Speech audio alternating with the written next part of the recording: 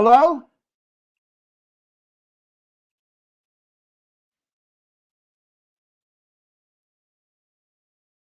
I'm going to share my screen if I can.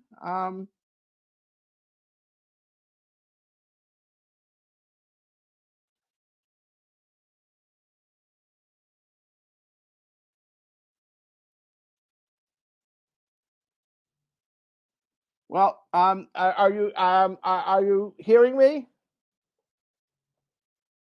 I'm delighted to be here, and I'm gonna talk to you for the next few minutes now about a journey that I've taken over the past 5 years.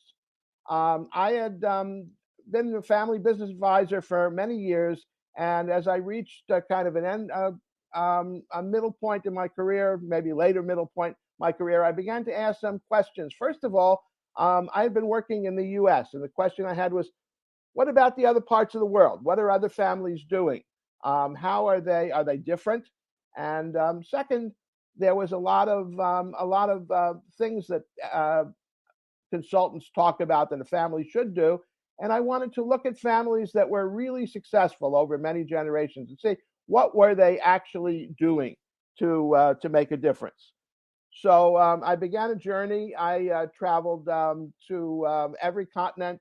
I interviewed families in 20 different countries, 100 families, and I interviewed people from the older and the younger generations. And these were families that were successful. They had gone beyond the third generation.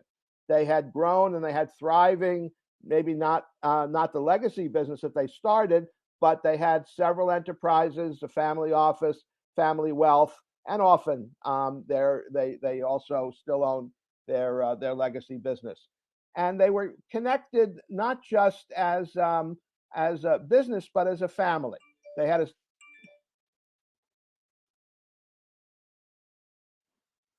so I found first of all that these family businesses were fundamentally different than non-family businesses for two reasons.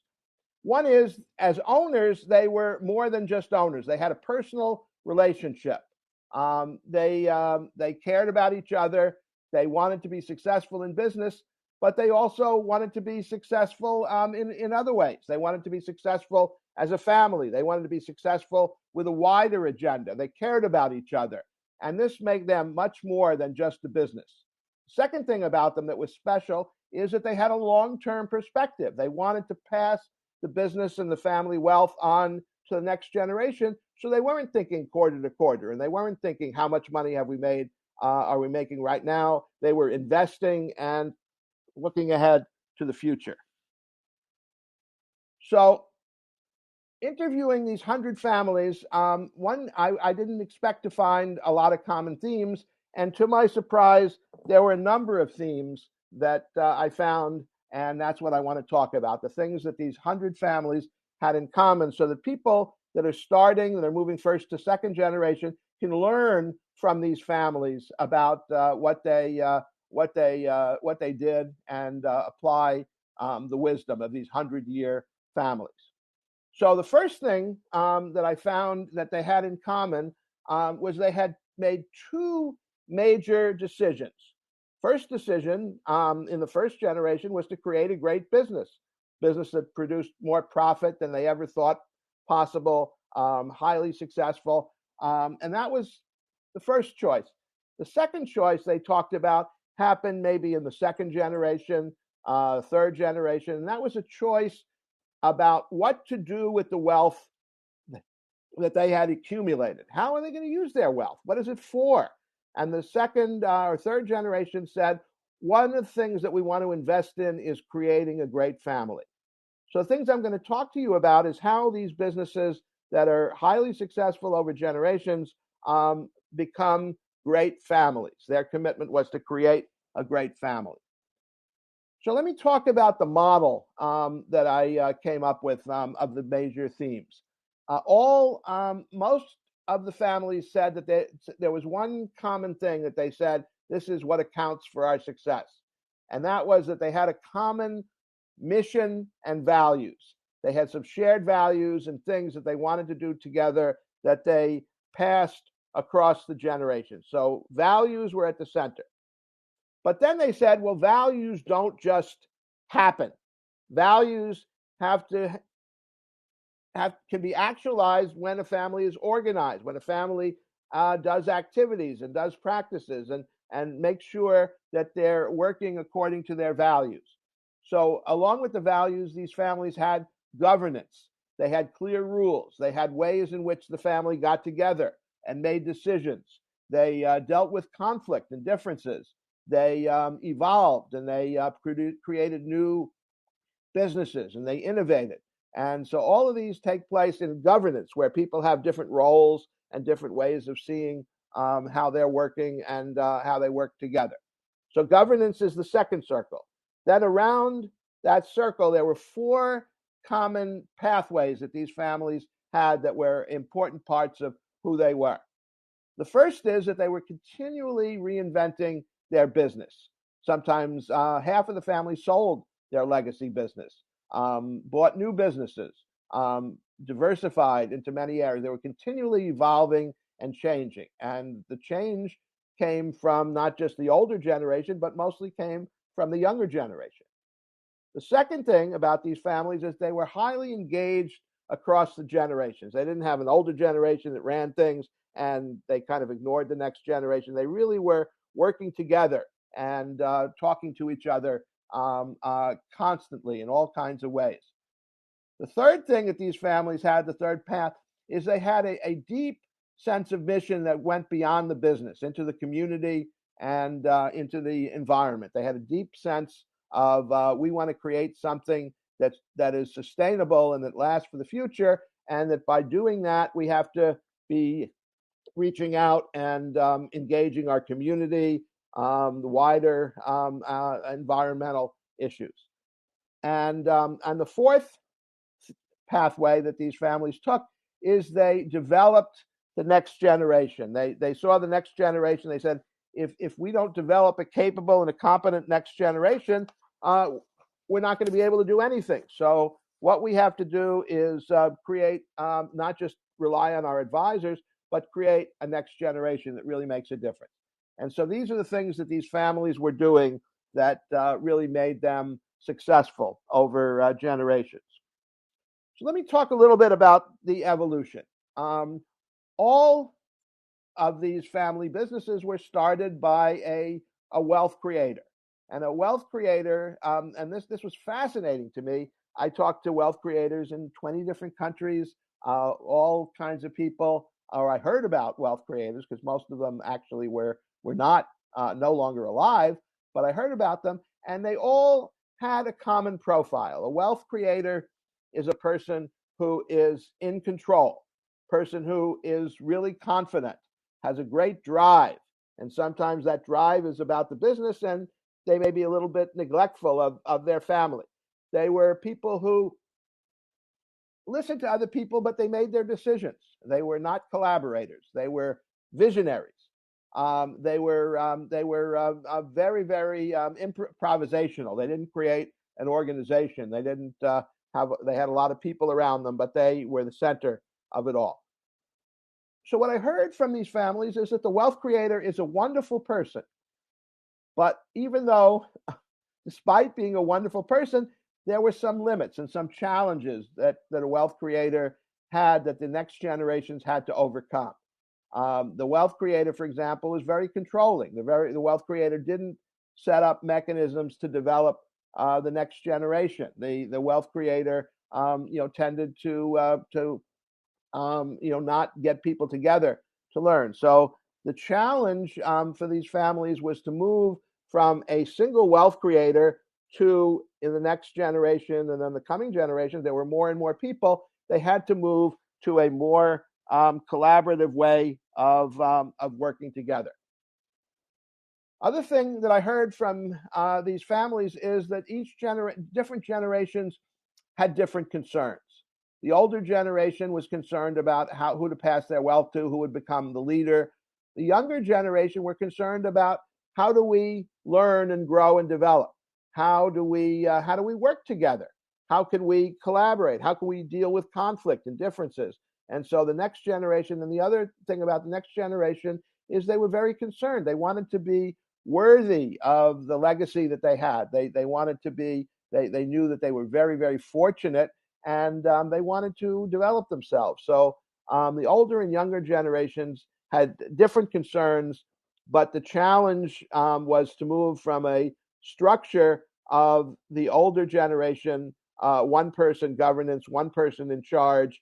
That wasn't a good model for the next generation, where there's a number of siblings, or the generation after that, where there's many multiple households. So the challenge in the second or third generation was to shift from a one person leadership model to a collaborative leadership model. They might have a family member who was the CEO, but they also had to create a family structure where people got together, where the CEO was listening to his or her siblings, where the next generation was involved, and so they had to learn to work together. And even though there might be one or two people in the business, there were other kinds of leadership roles. There were people that were family leaders. There were people that led in family activities. There were people that led in philanthropy. And so the next generation creates a structure of partners, a team environment where many people are leaders. And a number of the families pointed out that the older generation, the founder, didn't have any idea of those tasks and what they were. And so the next generation had to be very, very creative to set up governance and to make a difference. So the other one of the other things that came up is that families have different values, and one of the things that I saw and I've written about in some later work is that the cultures of the East and the West are very different. So the North American culture, the Anglo-Saxon culture, is very much about individualism, and everybody speaks up, and everybody has a place, and everybody is listened to, and that is the model of individualism, where it's very hard for a leader sometimes. Where things are very rational. It's about what you can do. There are a number of things about individualistic culture that make it productive, but in a lot of ways, individualistic culture is not as concerned with people and personal development. And the families that I talked to in Asia and in the eastern part of the world had a culture that we call collective harmony. People consider the whole. People consider how they're affecting each other. People are concerned about everybody. There is a kind of a natural order and a respect for the wisdom of the founders. So there were some different cultural elements in the East and West. But what's interesting is as these families grow wealthier, they become more worldly. They travel. Their children get educated in other countries. And so what these families talked about is how the Eastern culture of harmony and respect and collaboration really fit well with some of the Western elements of individualism and speaking up. So the Western culture, in a way, taught them how to be innovative and how to be entrepreneurs, but the Eastern culture taught them how to be effective as a family. And this is a theme that I've seen in a lot of cross-cultural families. So one of the things that I'm hearing, I heard from these families, is that they created governance, and governance is sometimes thought of as the board of the business, and how does the business, how do the owners operate the business, and that's one part of governance. But all these families talked about there were really two kinds of governance that they had to pursue as a family. They created a board of directors. They had an owners council. They had, if they have a number of different businesses, they had a number of different councils and organizations, and maybe a holding company. So they had a business organization. But these families also, and sometimes by the third or fourth generation, they had 50, 80, 100 or more people in it. They also created a family organization. And this is one of the things that made family business is special, but I think that the family organization really makes and creates a climate for a successful business. So the families created an organization. They sometimes call it a family council of family members, and the family council creates talks about and creates what they talk about as non-financial wealth. The family council creates wealth that is in different than financial wealth. It's family wealth is about the relationships, the support, the ways in which everybody works together. Family value is about developing the capability of the next generation, getting a good education, developing skills, working in other businesses, and bringing the learning back. So there are all kinds of ways. The social mission, the way in which the family is a member of the community and a member of a wider world and becomes a world citizen. These are all non-financial values, and the family is growing and maintaining its meaning and its values by creating effective businesses and businesses that operate by their values, but also by creating non-financial wealth in within the family. And so families have two kinds of organization. They have the organization in the business, where the owners get together and create a board of directors, and the board sometimes has non-owner directors and outside directors, and there may be family may have two or three businesses. They may have a investment group. They may have a family office. So they have a business structure, but they also have a family structure. They have a family leader. They have regular family meetings. They get together as a family, not just to talk about the business. There may be business reports, but the family gets together to say, what do we want to do together? What is our what are we concerned about? What do we care about? How are we doing? Are there differences that we're not addressing? And so the family council is really important in maintaining alignment and unity in the family over generations. And every family, remember, each generation, there are more and more people. People come in by birth, the next generation, and then all of the people in the next generation pick an outside person that they bring into the family. So the family grows doubly. And so each generation has a lot of new people, and those people celebrate the history of the family, and they celebrate and they respect the family values, but they also have new ideas of their own.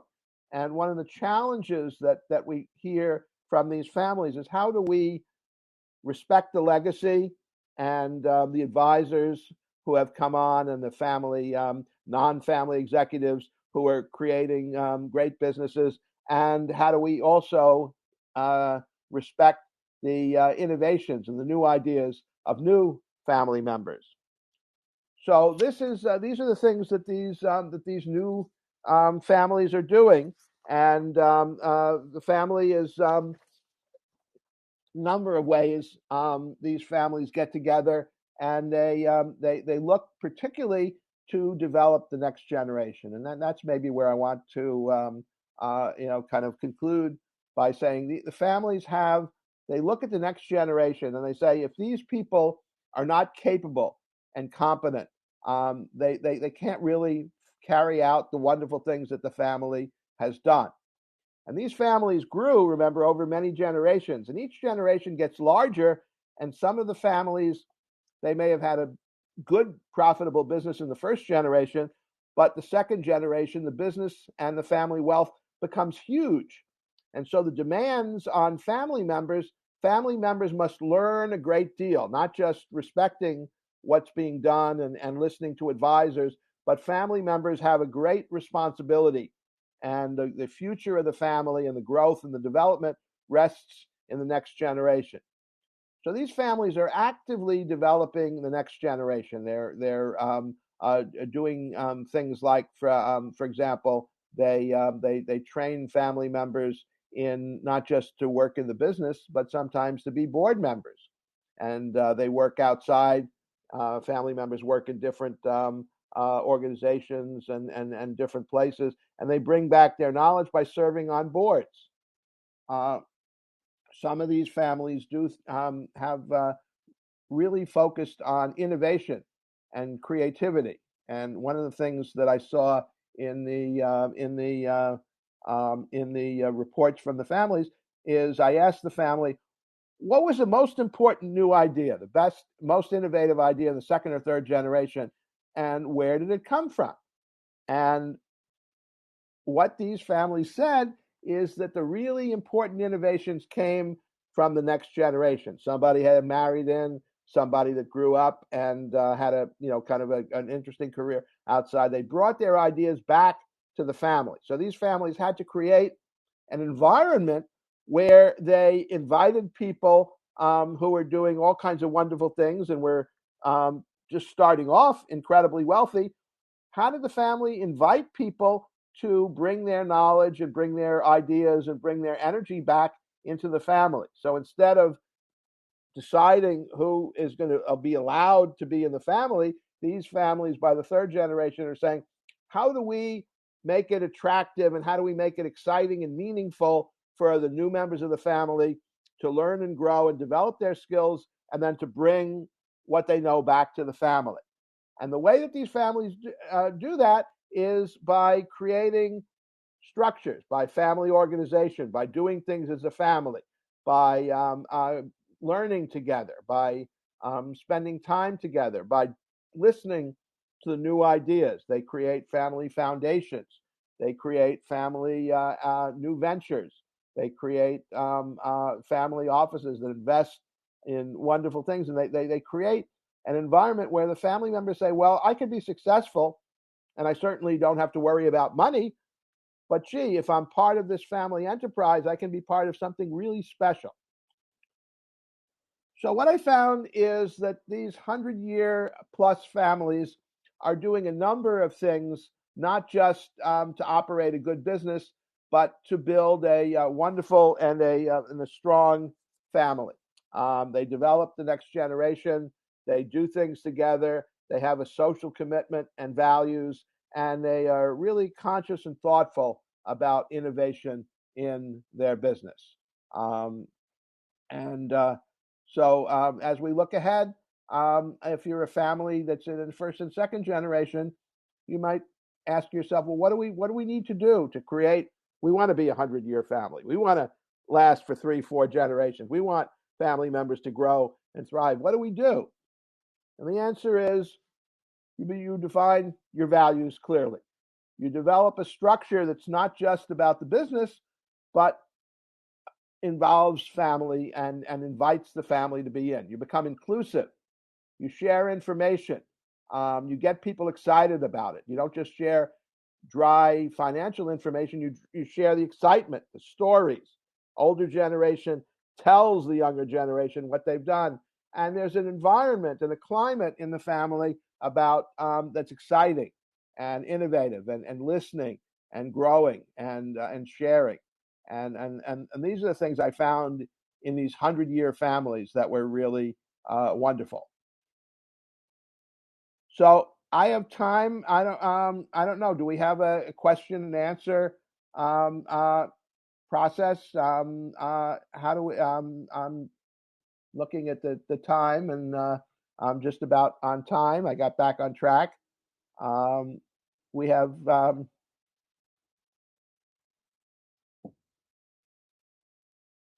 I see little dots coming up.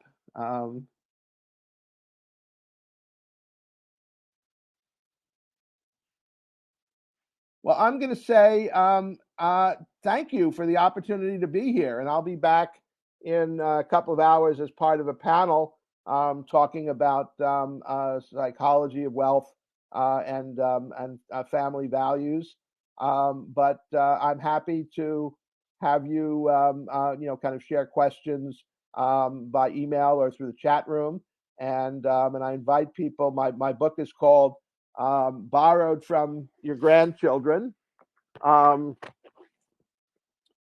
it's you can order it from Amazon. It tells the story. It's a big fat book because it tells the story of these 100 families. It's not just kind of a how-to book, but a who are we book. So I thank you very much for the opportunity to speak and to be part of this group.